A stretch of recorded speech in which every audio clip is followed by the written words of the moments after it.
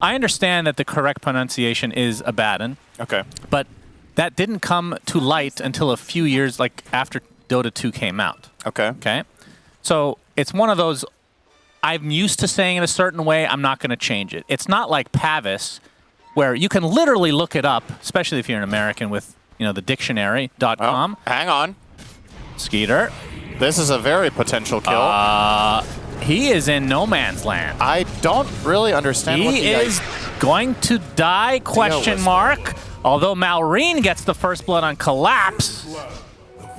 So it ends up being a 1-for-1. And Skeeter's like, all according to plan. We baited them all away, so we get 3 bounties and first blood. That was a very weird whole setup, but it actually works out in Tundra's favor in the end with how they did that. Hard to give them credit for that being on purpose, but maybe. These guys do some pretty creative stuff sometimes, especially with like minute details like early laning mechanics or rune fights. So who knows, maybe that was... Tell me why we have not been seeing so much Abaddon, despite it being a universal hero. I mean, he's always going to have... He has the same weaknesses as always, right? He has no mobility ability as a melee hero, which is one of the things that most physical carries have, right? Or melee carries. Either have a mobility spell or a limiting mobility spell, in the sense that the enemy can be forced to fight you. So PA has a blink, Anti-Mage has a blink.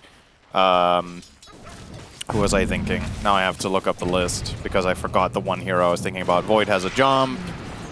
Naga has Ensnare, PL has the charge. All these heroes have a way of connecting. Abaddon does not. So in order to get on top of targets, Abaddon needs either teammates to set him up so he can run in, or he needs to itemize for it by buying a dagger. And that's already... Or a harpoon. Or a harpoon. But then you still need to get in range for the harpoon. So it's definitely helping him that this item exists. I would agree with that a lot. I think it's a very, very big help for him to connect on targets. But that is the inherent problem the hero has, is first of all his ability to connect on enemies, and secondly he's very matchup dependent. The hero loses some lanes significantly, and he does very well in others. Uh-oh, Mira. Oh, he's very silent. Here, I think. Blood grenade still applied. Oh, he just leveled up. He'll be fine. And the leap is there. Just got level 2 there from Collapse's kill on the range creep, I believe that was. So nicely timed. Yeah, just to finish off the Abaddon thoughts here. This is obviously a great matchup for him. Bad Rider is one of the best lane matchups for Abaddon, so that's very good. But there are some off-lane matchups that you truly despise, and that's why the hero generally gets picked later in the draft, and it's just not always a good game for him compared to many of these other carries. And we've also seen in this patch something else to keep in mind. A lot of teams are picking their carry early. And then, then even if it becomes a good Abaddon game further down the line, you've already committed your position 1 by, especially in Spirit's case, first phasing something like a Jugger, or... in other games, we've seen other carries being picked earlier, or at least in the second phase. Yatoro being run down here by... If he killed... Yeah, he's Photic shield is back up, so maybe he can turn his ass around and try to get this kill, but the Fade Bolt will keep him back.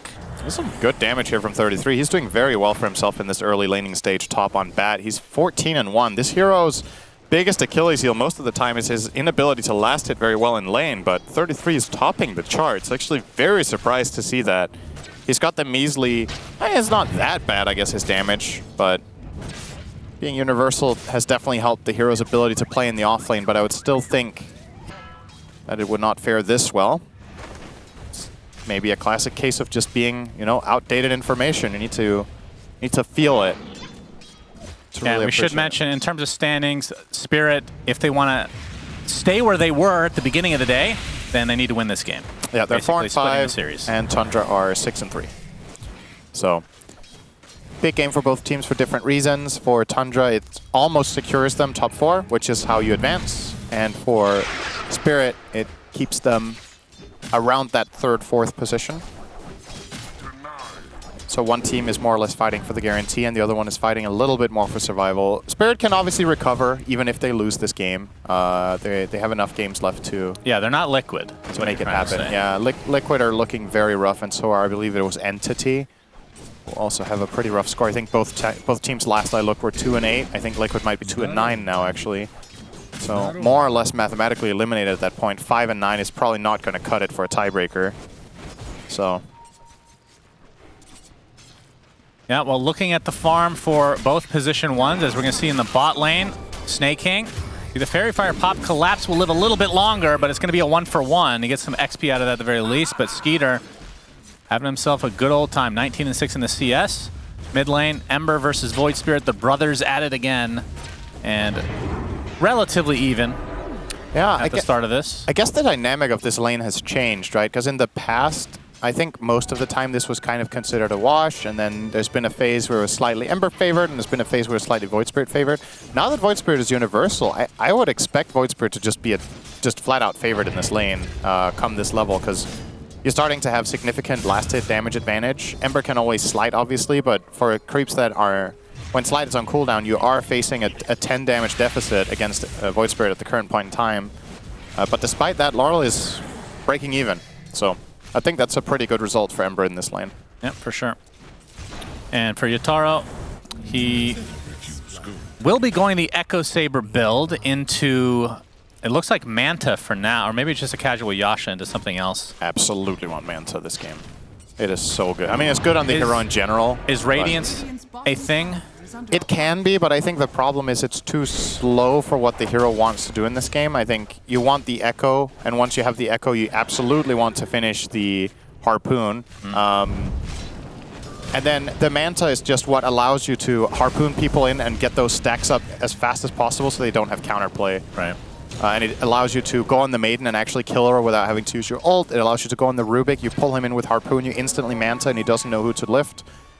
It's like a lot of little things. You can counter the silence from Bloodseeker or even dodge it with a good time, well-timed Manta dodge. And I guess a secondary value point about it as well is that you have more freedom to... Laurel? I think this is... Wants to go on top of Immersion here, Nice but the pull. Aether Remnant pulling him back from Malrine. Good arrow. Connects from the side as Mira will help get that kill onto Immersion. Malrine outnumbered in a 1v3. He's going to get disrupted by I think Miposhka. he's going to kill Miposhka here, maybe.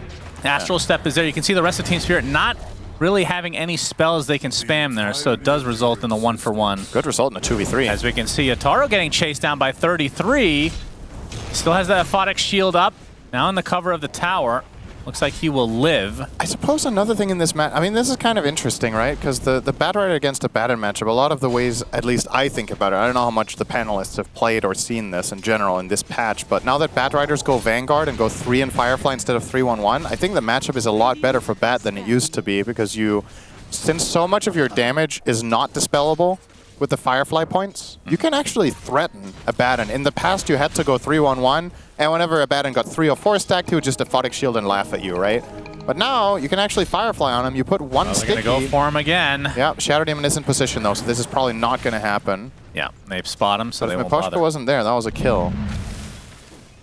Yeah, well, For sure. both position 4s, both the Bloodseeker and Abby are pretty much locked in and around the same Don't ever say creep Abby kills. again. Well, you can't have it any way you want, Cinderin, okay? It's either Abaddon or Abby. You choose. By the way, so back to this discussion now that we have a pause. Thank God, I know that the players are allowing us to do this. How do you... We've had this conversation, of course. Let's pretend we haven't. How do you pronounce the green healing thing that isn't the tango? A salve? Yeah, it's salve. No. So are we going to start pronouncing it salve because it's the technical correct way to say I'm it? sure you can also say a salve. Okay. What about Aegis, Cinderin? Aegis. It's Aegis, Yes. technically. Okay, But Ice Frog himself said, no, I want everyone to mispronounce it as Aegis. So we do, out of respect. And Abaddon, that's my choice for mispronunciation. Time to look up salve. That's unfortunate. Very unfortunate. Miposhka, after the pause comes through, looking to take out this Batrider. 33. Gonna get to the low ground, but will die shortly after Yotaro gets that kill, and now is level 6. Yeah, it's a real feels good kill for the Abaddon to get. Now he's level 6, like you said, and he's ramping well ahead of the Bat by a full level at this point. But it's also needed, because Spirit's lanes have not been going particularly well. The Beastmaster is being dwarfed by Bloodseeker, the direct counterpick, and Malrine is on the warpath, Yes. looking for more. He's already found one support. The shield is there. Mira looks like he's just going to get right-click down. Double kill from Malrine. If I call him Marine, then that's For Tundra, it's similar to last game, but this time you can't blame it on the Devour. true. So just a flat-out laning stage win for them. Just getting way more out of it, getting the better kills, and especially the huge discrepancy now in that mid lane. Malrine with a 4-0 against Ember's 1-0 on Laurel. And what kind Amounts of to build? 1,500 net worth advantage. Oh, we haven't really seen the searing chains into arrows as Malorine's going to be A-okay. So this combo hasn't really come to fruition for Team Spirit. But from Collapse's side, wondering what kind of build he's going. Looks like Pipe will be the first pickup for him. So auras. I mean, how do you... I'm not saying Pipe is unusual. I mean, I guess it's a little unusual if it's first, but how do you prioritize in a game going for like Helm with the Overlords? You can see the arrow will connect, so that's the second combo with the arrow. Clean hit. But Beastmaster, it feels like there's a ton of different builds that you can go. There's the Agnum Scepter, there's Helm the Overlord, there's auras with Crimson Guard or Pipe as we're seeing here. Yeah, it's hard to say exactly. I mean, you can obviously see the matchups that he has here and see the value of the Pipe against Bad Rider, Void Spirit, Rubik, and Maiden. There's just a lot of random AoE magic damage that you're blocking, but I can't tell you for a fact why he's rating this over the Ags. If it's because his start is too bad and he feels like the timing is going to be off, or if they're trying to aim for a certain mid-game point where they want all things to come together with the Pipe, with Abaddon having his first item, with Ember having his first item, like whatever it is. There's definitely, the reasoning has got to be something along those lines. Oh, arrow will hit. Do they have the damage to rip through? Malorine will get the Astral Step. He's going to get chased by his brother, the Ember Spirit. Gets off the pulse, gives him a little damage mitigation. They see a stack now, so they can take that very shortly, but Malorine will still fall. Nice pick off for Team Spirit. Frostbite's going to catch Mira, though, so it is a trade of sorts, but Spirit will take it. Rupture, but TP is okay. Looks like that stack will still go to Tundra, although there are some Shadow Poisons on it. Poshka's trying to be a thorn in their side here. And with Laurel reconnecting, they actually have presence here. Yeah. So, you're right. The stack is indeed going to go to Spirit. Well, I did say it. I said both. You said Tundra. Points, first I said Tundra. Yeah. You covered your bases. This stack is going to die. Well, that's not covering all your bases. It could just live the entire game for all that's true. That if you had said that, it would have lived the whole game probably. Oh. Do I have that much power? Nice arrow. Who's playing really well right now, Syndra? Let's put it to a test here. All of them. Oh, shit. Now everyone's going to DC. Oh, dear. And we're seeing 33 go for the Octarine out of the Vanguard buildup, of course. It's been... I do wonder if they're going to end up changing that at some point. It is nice, but maybe it's too good. Yeah, I mean... But it is fun seeing Octarines built a lot. It's a fun item. Yeah, it feels like Vanguard just has too many upsides, right? If you made it not disassemblable, I think that's how it used to be, first of all. I think players would probably still buy it a good amount, despite not going Octarine, because it still has so much inherent value for your presence in lane, your ability to push the tower. Just tankiness in the first 20-25 minutes is very useful. But yeah, a hero like Bad Rider would probably stop buying it, right? If he couldn't go Octarine with it. Oh, Malorine wanted to go for the rune. Looks like it ends up top, but he's going to take an arrow instead. Searing Chains to follow. Don't think they have the damage to actually kill him outright. Will Astral Step to the other side. Oh, here comes Yatoro. And yeah, Yatoro, first rotation of the game. They're going to get the support Rubik to start things out. And Yatoro, he can just try to go for snaking. We see the Rupture come out. That's onto Laurel right now, but he can just stand there because Yataro's the one in front. Oh, I love Abaddon so much. It's one of my favorite heroes. It's so cool to see when carry players get to finally play this hero. It's not a carry very often in Pro Dota history, right? It's like I don't know, how many years of Dota 2 have we had now? 11? I feel like Abaddon has been a carry for like less than a year in total out of those 11 years. Yeah, like, it almost never gets played, but it's so refreshing. I would say a little bit over a year, but yeah. You think so? In the grand scheme of things, very small percentage. It's mainly a support and an offlaner, but it's really cool to see it in the carry role because like the carries that have the most aggressive mindset, it really allows them to what's the word? To play out that way. To win. Yes. Arrow connects. That was the word. A big Astral Step coming out from Malorine. Oh my god, nice double damage. Yeah, Miposhka will die as a result, but you can see Malorine is the one now on the run. Searing Chains again connects. Laurel, see if he can try and finish the job. Yatoro, not sure if he wants to go any deeper.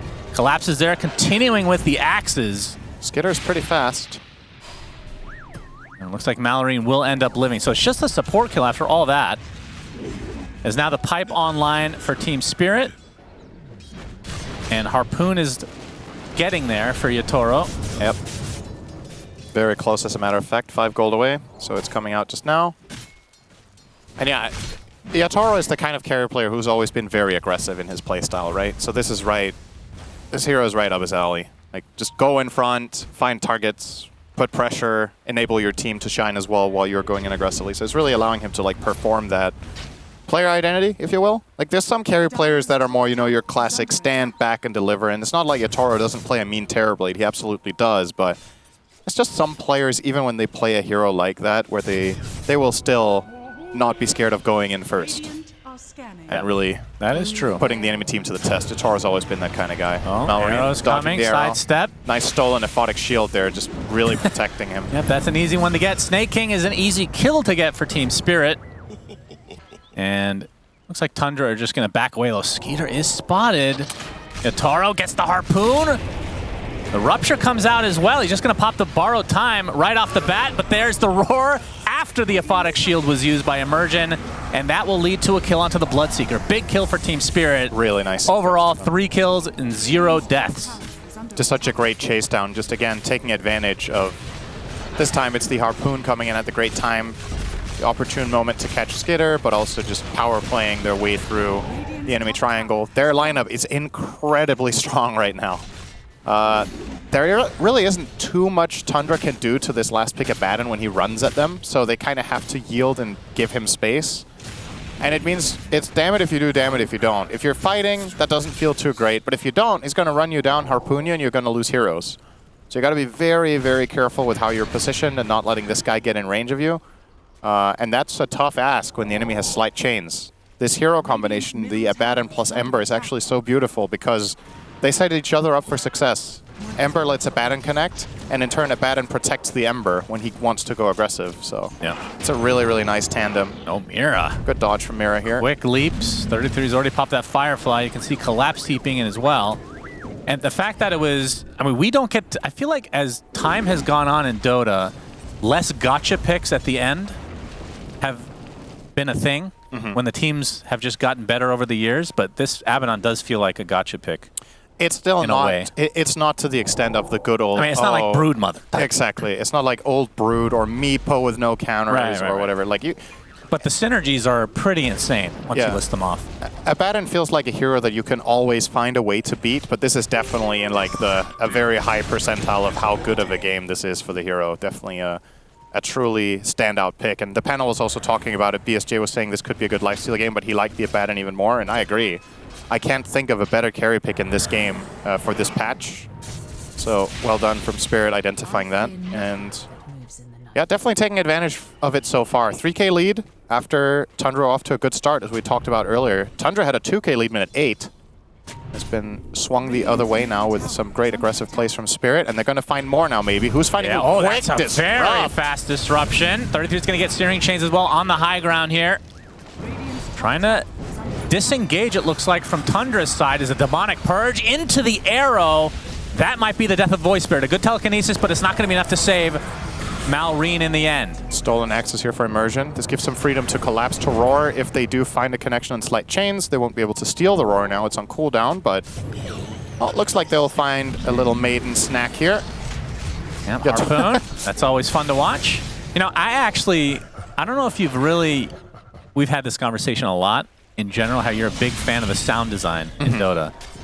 That might be the lowest quality. I don't know if you actually listen to it. The sound of the harpoon is atrocious. It's really poor. I definitely think it's also not the only item. I can't remember what the other one is. Or oh right, I know what's coming to mind. The PA persona. Yeah. With the like hitting with what sounds to be like the auto attack. Yeah, I don't even know what to call that sound, but yeah, I've always considered Dota to have like absolute pristine sound design, and the sounds are still unique, but I would agree, like some of the quality of sounds that we've had in the last year might not have been on par with. It's also hard to continue on that standard, right? The sound guy is working on Neon Prime, that's why. Right. All the sound being used for that. 33 gets roared. Laurel surrounding him, and an easy pickup for him. 4K lead now for Spirit, so kind of a back and forth engagement, or back and forth game overall. It's been a lot of fourth for Spirit though in the last Yeah, it has. I mean, I feel like a lot of the games we've been casting, not only at the major, but even this tournament thus far, have been laning stage, and then that team just ends up winning. Whoever wins the laning stage. There's been more this swings. This one's been, it's been a little bit more swingy lately, which is good. I think it's a sign of just overall improvement on the quality of play from the players, that they have a better understanding of how to play at a deficit, where in the previous, when the patch is new and you fall behind, you don't really know what to do. You just lose your way and you get overrun by the enemy team that has the gold advantage. Yeah. Now, even when things don't go exactly according to plan, a lot of the times the team finds a creative way to approach things. Maureen, good evasive. I feel like as time has gone on in this patch, Tormentors have been a lower priority. 20 minutes, you don't see these teams get it immediately, unless they're trying to invade the enemy one. Yeah. Otherwise, it's like 24, 25 minutes is typically when you'll see it, which I find interesting. Lasso, I don't think Spirit are going to find that interesting. Laurel, he does have the remnants, but they're slow to a crawl. Gets another one off. I believe he was ruptured. Has to stand still for the time being. Collapse is there for moral support, and he will live. So Tundra not able to finish the job. That would have been a huge kill.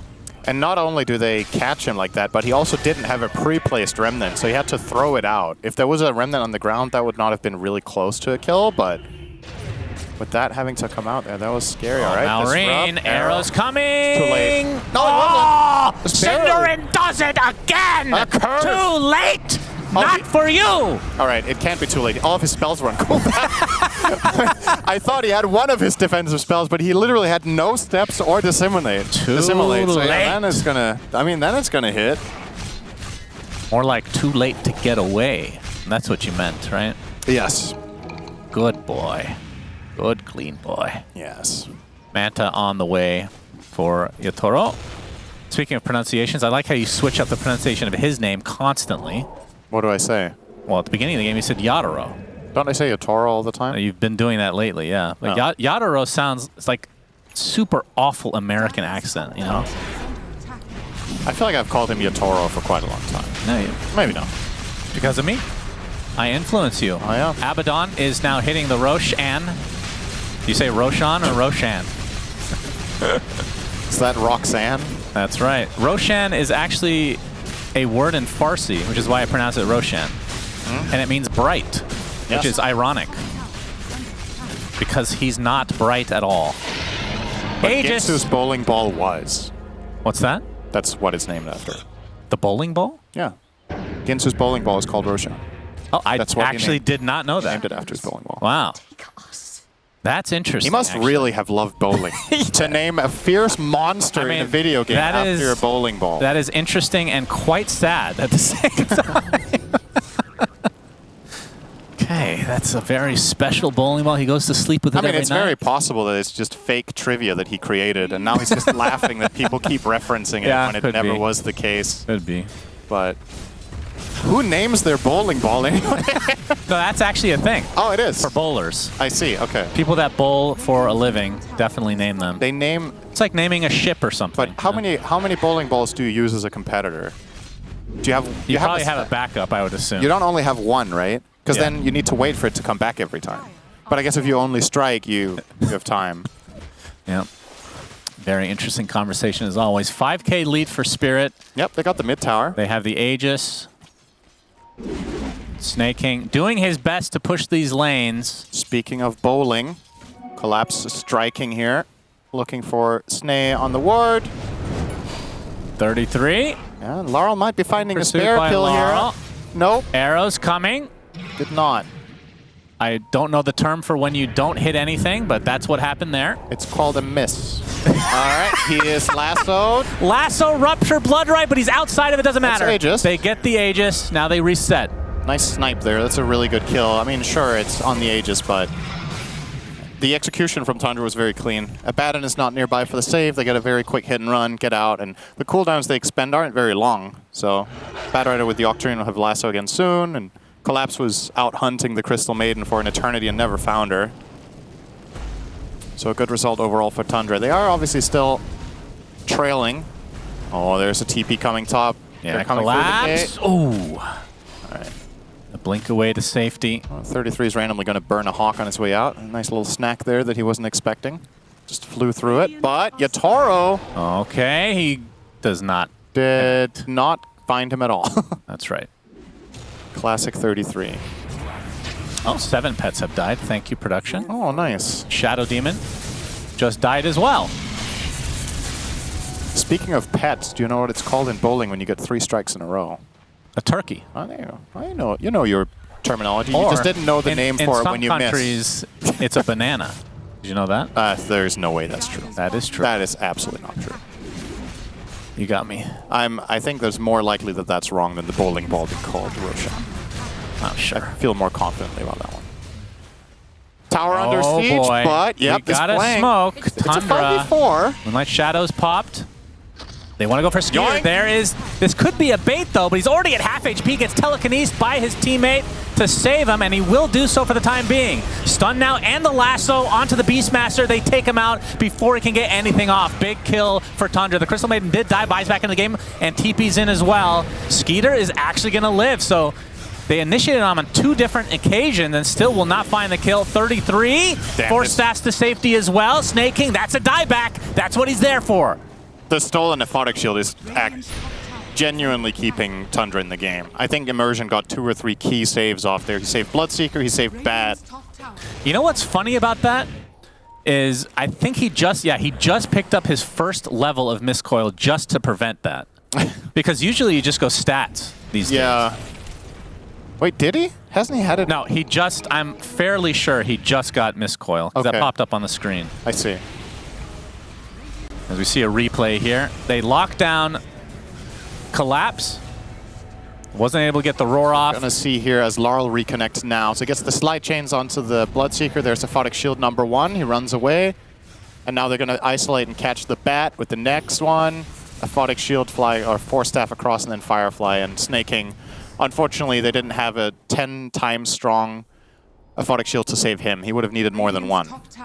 Yeah, if he had that old 25 talent. He needed a high strength Aphotic. I don't think that would have cut it. I think we needed a 2,000 health shield there. I see. Not quite there. Skeeter, he's going to be spotted. Yeah, he doesn't Demonic TP, Purge is going to keep him in place. No way to TP him. He's just screwed. Yatoro is here, surrounds him. And this will be an easy pickoff, and it's a big kill. Harpoon. Anytime somebody uses the sound effect is just so comical, you have to laugh. Very out of place. So has the Manta obviously with the Shadow Blade now. We'll be going for the Silver Edge. What dagger do you think you should buy on Abaddon? Oh man, I'm Swift Blink or Overwhelming Blink? Arcane Blink, of course, as Roar comes out. That's not going to cut it at actually all. kind of trades places there. And you can see Yatoro come in and rip 33 a new one with the Harpoon action. I mean, this should at least be Elena Barracks if they don't buy back here. Snake no buyback. If he gets caught, he's fine. He'll limp away, but the buildings might not be okay. What was stolen this time? It's the Hawk. Okay, more pets to kill. Miposhka gets the disruption. Laurel helps find the kill on Immersion, and now they're going to take out another one from Tundra's side. So just like that, they're in their base. Oh, talk about pushing power. Abaddon Beastmaster combo. Yeah. This is going to go down real fast. Where's Yatoro? What's he doing? All right, he's coming back. Bringing in the swings. How to get those curses on there. There's the fortification. Gets them on instantly with the Manta too. So they're going to have the 4 curse stacks plus Inner Beast. They do have 2 buybacks, but only 20 seconds apiece on both Rubik and Batrider. It looks like they'll give it up. This looks like a Lycan push with 5 items. Imagine it with Lycan as well. Yeah, that would be ridiculous, honestly. Oh, that's 2 sides for Spirit. Yeah, why stop now? No fortification in sight. All of them have been used. But everybody from Tundra is up now. Rupture is, oh my god, Snake just gets completely deleted. There's the borrow time, just run around for full HP. Classic counter. And there's the Roar now to 33. What was stolen? It is the Roar. Can they do anything to counteract this? Skeeter already super low on HP. The Roar finally comes out. And Skeeter just has to run back to Fountain. Arrow not going to hit, but the buildings will go down. This will be mega creeps for Team Spirit. Although the lasso coming in on the Abaddon. That is not the hero you want to go for. He's very hard to kill despite not even having the borrowed time right now. And the Void Spirit, he's surrounded, silenced, and destroyed. And Tundra completely destroyed in this game number 2. So it'll be a draw Again.